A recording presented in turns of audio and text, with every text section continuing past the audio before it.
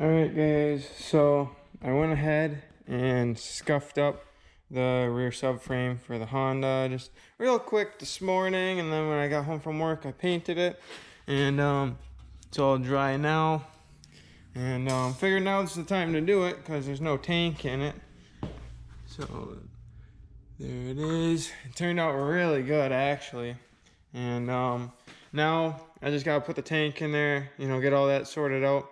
And then once it's all bolted up, then, I can touch up the underneath because, I wasn't about to like lay down and get underneath it. I can just do that when it's bolted back up and up in the air. So I'll touch it up one more time, but it turned out really good right now.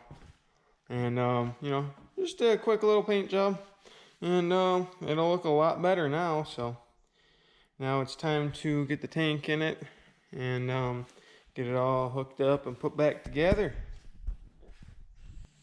Alright guys, so it's the next day and it is time to put that tank in the rear subframe here. It's all for sure dry. I'm sure it was dry like an hour after I sprayed it, but I mean it turned out like so much better, and I managed to get all of the little bolts out of the fuel tank, so that's good. So now this faces that hole, so I'll get this put in the new fuel tank, and then I got the filler neck to put on the other one, and then it's time to put it back in the car, and then I can just start putting everything back together. I got my knock sensor yesterday too, and then I still got this motor mount right here to put on, and the new battery. And then it should be all ready to go, unless it's not the knock sensor making it run goofy, but we'll find out at some point. So here we go. Let's get started on this. Okay, so I got the new gas tank in there, and the whole fuel pump's hooked up, filler neck's on it, the straps are on it, and it's sitting on there pretty good. It looks really nice. I had that bolt right there break on me, so I welded a bolt to the subframe, and I'm hoping that it's not gonna hit the body of the car, but it still works. It still holds the tank there. The tank's not going anywhere, so I'm assuming it's fine. I couldn't imagine it being that tight to the body where that little half-inch there matters. Not even half an inch, but so now I gotta see if I can put the other one on for like evap. I'm guessing I have it strapped up right there from when I was painting. You can see it right there. So I might have to lower your car down a little bit to get that to reach, and then I got new screws for that too right down there, and then put that on, hook up. I don't really have much to hook up actually. And then just lowering it down, lining everything up, and bolting it all back together. So, I mean, it's not too difficult, but definitely if you're having some problems getting stuff loose, it's not going to be a fun one. But I'm just going to keep on moving on and trying to get her done here. So moving on to putting that in the tank now. Alright guys, and as you can see here, there's nothing left on the ground, and if you look up, the subframe's bolted in the car, and it's looking really good. It looks so much better, and just really cleaned everything up. Looks like a whole new rear end actually, and all it was just 2 cans of paint. So actually I still have to bolt up the shocks, so I got the screw jack right there, and just gotta get those bolted up. Hopefully they don't fight me too bad. I know that they were kind of a fight to get out, but hopefully with the screw jack under it, it's not too bad.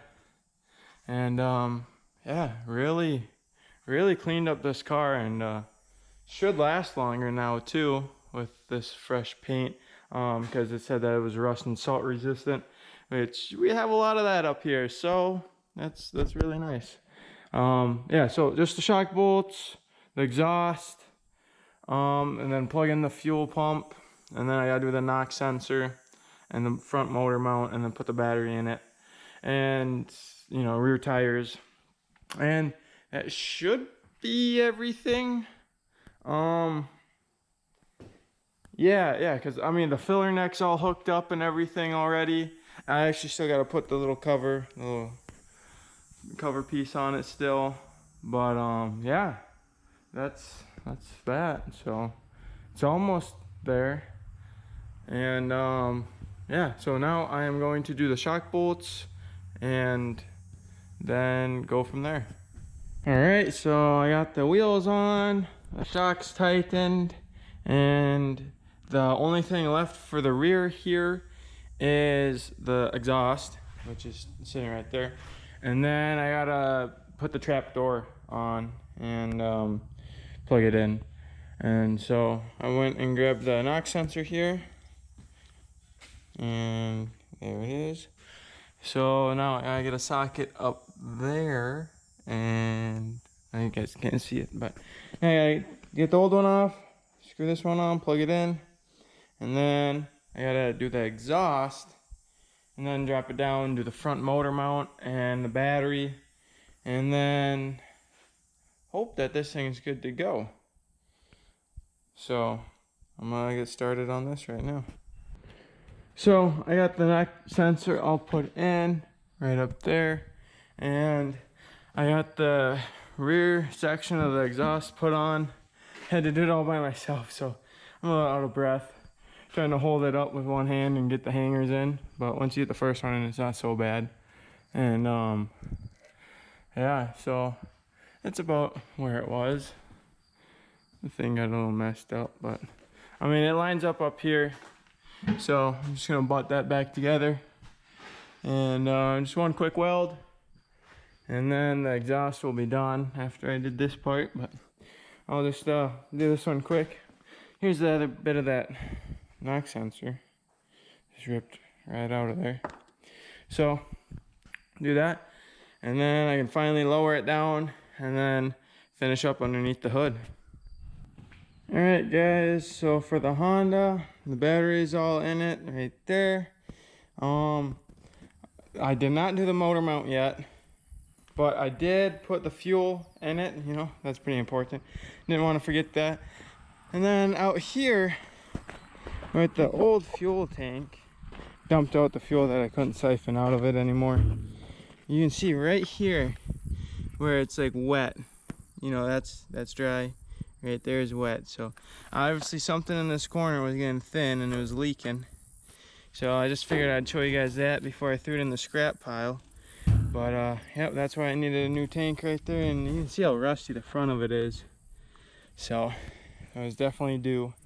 But now to do that motor mount and see if it fires and runs right. Alright, so I got the motor mount in it, as you guys can see down there, and well, everything should be done. So well, let's just prime the fuel system here.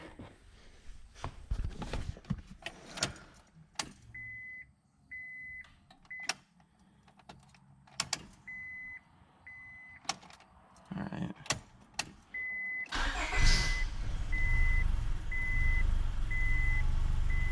Well, it fired up. Let's see. See, it still bogs. See if it gets better. Probably still needs to relearn its memory because of the battery being unhooked, unless there's something else wrong with it. But it definitely sounds better, so I'll keep you guys updated.